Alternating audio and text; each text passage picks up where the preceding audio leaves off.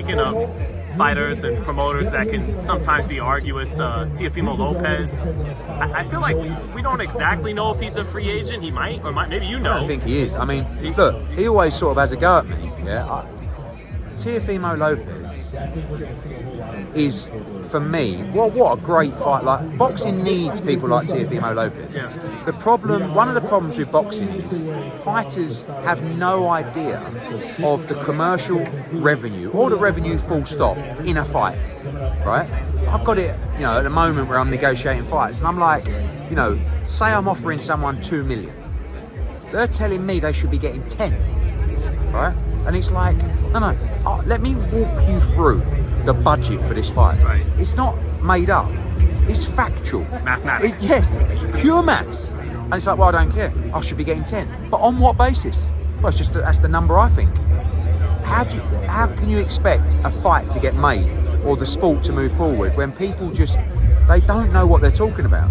And Teofimo is one of those guys. But, I actually feel for Bob Hearn and those guys, because you imagine a conversation. Right, Teo, we want you to fight on Heisman night, right?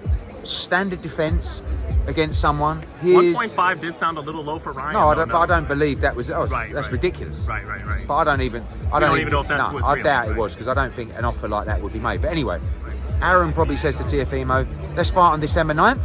I'm going to give you 2 million, 2.5 million for a voluntary defence. Anyone you want, Arnold Barboza, whoever. Ramirez, right.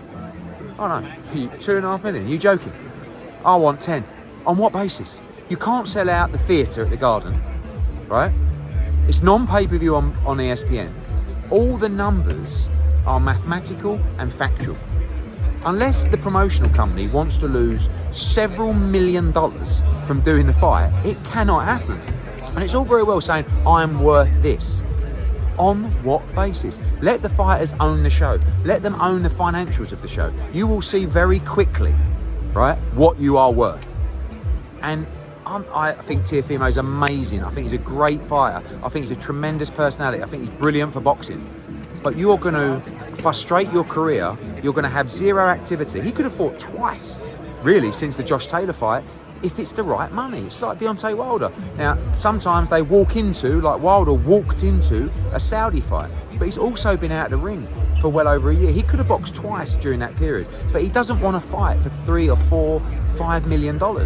And that's what AJ, took a lot less to fight Jermaine Franklin and to fight Robert Helenius. But guess what? He was active. Right. Do you know what I mean? Right. So it's really frustrating as a promoter, sometimes dealing with people. Of course, we all want to run a business, and we don't mind overpaying fighters. But when it's like you imagine the number's 2 and someone's asking for 10, it's like at least ask for 2.5 or 3. And we can do a deal or get there. But it's like banging your head against a wall, and those fighters will be benched like Teofimo. But I ask you about Teo, Eddie, because if he is a free agent, does the thought not cross your mind? Let me make a fight between him and Devin on DAZN. Of course, I don't believe he's if he's a free agent. Right. Listen, 100%. And by the way, is that not the kind of money that he wants, you can deliver it against a Devin Haney or a Regis Prograis. You've seen what they've done this week, so. But again, maybe that fight he wants 20 million. I have no idea. So I think Ryan Garcia and Gervonta Davis showed you the earning potential for a massive fight, right? Mm-hmm. And Teofimo against Ryan Garcia, huge fight. Devin against Ryan Garcia, huge fight. Devin Regis against Teofimo Lopez, huge fight. But you've got to trust your belief in the numbers if you want to earn. The reason that Ryan made the money he made is because he did over 1 million buys. Now, if he would have done 300,000 buys, guess what? Ryan might have made 6 or 10. Do you know what I mean? So, but you've got to back yourself against the numbers. And you can't have it both ways, because they don't want to back themselves against the numbers often. They just want to guarantee. And the business don't work all the time. Do you think in a potential Tank and Devin fight you could be involved, or is that going to be another case where? Yeah, I mean, we have we have matching rights moving forward, but at the end of the day, Devin's made it clear. We invested in Devin 4 or 5 years ago.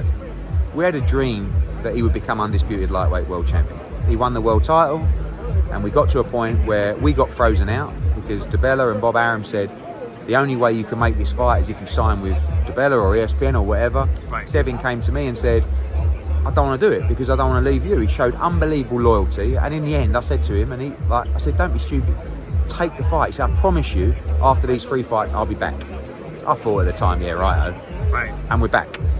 So I think we have shown Devin this week, or this build-up, and he has shown us we're there now. Do you know what I mean? Mm-hmm. And if he chooses to be with us, great. He might get knocked out on Saturday night. And then we've got a long-term deal with Regis Prograis, and we'll make Regis Prograis against Ryan Garcia, or whatever. But I like both guys, and I've got a history with Devin, and I promised Regis a homecoming and a mega fight. Straight off the bat, we delivered, and that's what we want to do. And